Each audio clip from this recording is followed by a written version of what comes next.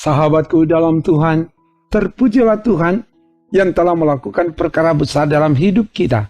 Ia selalu menuntun dan memberkati kita dengan firman-Nya. Mari siapkan waktu kita beribadah, menyembah dan memuliakan Tuhan dengan pujian. Banyak orang suka diampuni.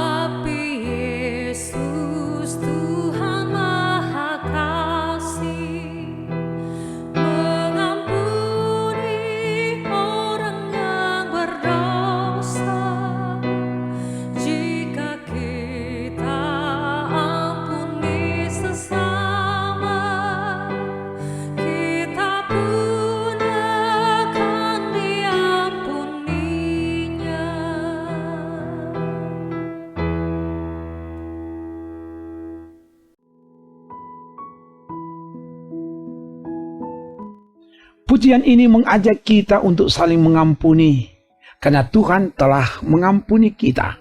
Firman akan menuntun kita. Sebelum itu, mari berdoa. Ya Bapa, beritahukanlah kehendak-Mu melalui firman, dan mampukan kami untuk menemukan kehendak-Mu dan melakukan itu di hidup ini. Semua yang mengikuti dimanapun berada diberkatilah oleh Tuhan. Terpuji nama-Mu Bapa, dalam nama Tuhan Yesus. Haleluya. Amin. Firman Tuhan disampaikan dari Mazmur 32 ayat 1 sampai 4. Begini dikatakan, dari Daud, nyanyian pengajaran. Berbahagialah orang yang diampuni pelanggarannya, yang dosanya ditutupi. Berbahagialah manusia yang kesalahannya tidak diperhitungkan Tuhan dan yang tidak berjiwa penipu. Selama aku berdiam diri, tulang-tulangku menjadi lesu karena aku mengeluh sepanjang hari. Sebab siang malam tangan-Mu menekan aku dengan berat. Sumsumku menjadi kering seperti oleh teriknya musim panas. Demikian firman Tuhan. Sahabatku di dalam Tuhan, tema renungan ini, bahagia orang yang diampuni dosanya. Bagian firman ini mengungkapkan tentang kebahagiaan Daud ketika Tuhan mengampuni dosanya.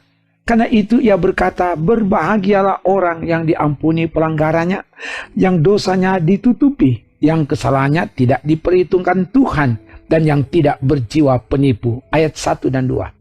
Daud menggambarkan betapa hidupnya telah hancur di hadapan Tuhan, dengan menggunakan kata pelanggaran, dosa, dan kesalahan. Pertama, pelanggaran mau menggambarkan pemberontakan yang aktif melawan Tuhan. Ia tahu apa yang benar, tapi sengaja melakukan yang salah. Kedua, dosa. Dosa dalam bahasa Yunani hamartia, artinya meleset dari sasaran. Ini menggambarkan bahwa Daud ada upaya untuk melakukan yang benar, tapi selalu meleset dari standarnya Tuhan. Dosa bukanlah tentang apa yang kita lakukan, tetapi tentang siapa kita. Kita tidak menjadi berdosa karena kita berbuat dosa. Kita berdosa karena kita memang adalah orang berdosa. Itulah yang diungkapkan oleh Daud dalam dosa aku di kandung ibuku. Mazmur 51 ayat 7b.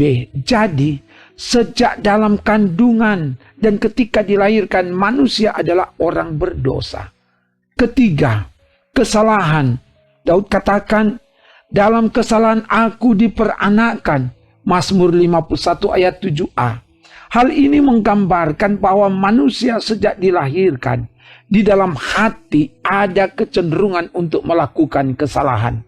Jadi dengan kata lain, manusia telah berdosa, telah rusak dari dalam dan dari luar. Rusak luar dalam, rusak total. Dan selanjutnya diampuni, ditutupi, dan tidak diperhitungkan. Hal ini menggambarkan bahwa pengampunan yang dilakukan Allah adalah pengampunan yang sempurna, pengampunan yang total, yang utuh. Itulah yang dilakukan Allah di dalam diri Yesus Kristus, satu kali untuk selama-lamanya. Nanti dibaca Ibrani 10 ayat 10. Kebahagiaan sejati adalah ketika dosa diampuni, dan pengampunan hanya dapat dilakukan oleh karena kasih karunia Allah. Dan oleh kasih karunia telah dibenarkan dengan cuma-cuma karena penebusan dalam Kristus Yesus. Roma 3 ayat 24.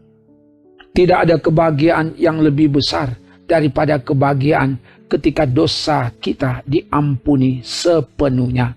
Dan karena itu Daud menyaksikan bahwa selama aku berdiam diri, ayat 3a, artinya selama ia menutupi, menyembunyikan kesalahan dan dosa yang dilakukannya, ia tersiksa, tertekan, menderita.